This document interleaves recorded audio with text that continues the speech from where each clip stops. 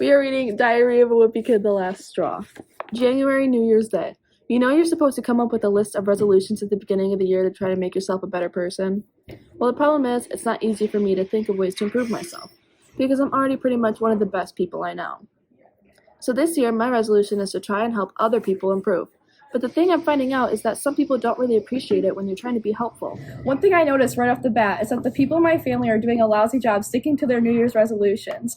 Mom said she was going to start going to the gym today, but she spent the whole afternoon watching TV. And Dad said he was going to go on a strict diet, but after dinner I caught him out in the garage stuffing his face with brownies. Even my little brother Manny couldn't stick with his resolution. This morning, he told everyone that he's a big boy and he's giving up his pacifier for good. Then he threw his favorite binky in the trash. Well, that New Year's resolution didn't even last a full minute. The only person in my family who didn't come up with a resolution is my older brother Roderick, and that's a pity because his list should be about 1.5 miles long. So I decided to come up with a program to help Roderick be a better person. I called my plan 3 Strikes and You're Out. The basic idea was that every time I saw Roderick messing up, I'd put a little X on his chart. Well, Roderick got all 3 strikes before I even had a chance to decide what You're Out meant.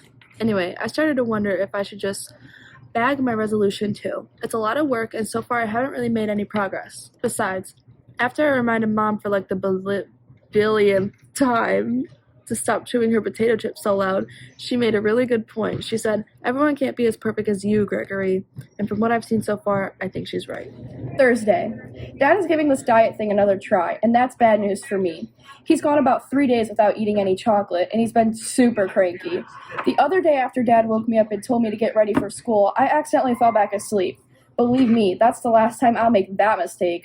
Part of the problem is that Dad always wakes me up before Mom's out of the shower, so I know that I still have like 10 more minutes before I need to get out of bed for real. Yesterday, I came up with a pretty good way to get some extra sleep time without making Dad mad. After he woke me up, I took all of my blankets down the hall with me and waited outside the bathroom for my turn in the shower. Then, I lay down right on top of the heater vent, and when the furnace was blowing, the experience was even better than being in bed. The problem was, the heat only stayed on for about 5 minutes at a time.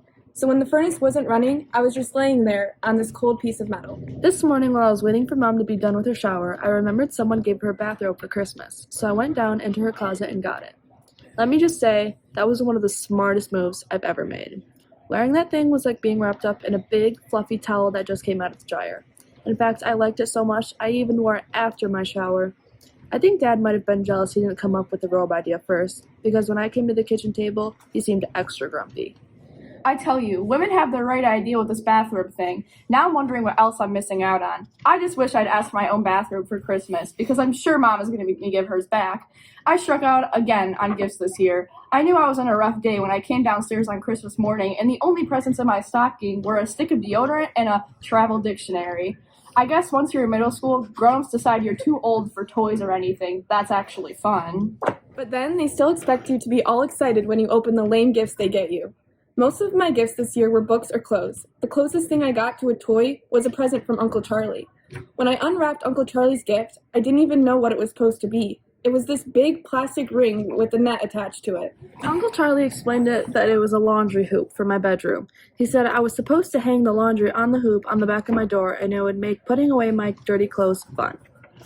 At first I thought it was a joke, but then I realized Uncle Charlie was serious.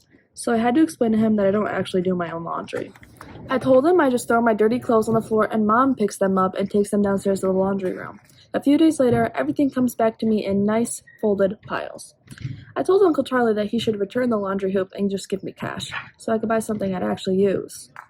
That's when Mom spoke up. She told Uncle Charlie she thought the laundry hoop was a great idea. Then she said that from now on, I'd be doing my own laundry. So basically it ends up that Uncle Charlie got me a chore for Christmas.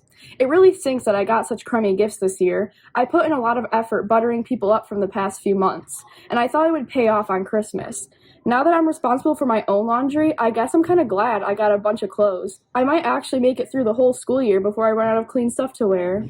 And if you want to read more, look for the Diary of a Wimpy Kid series At your school library. Bye!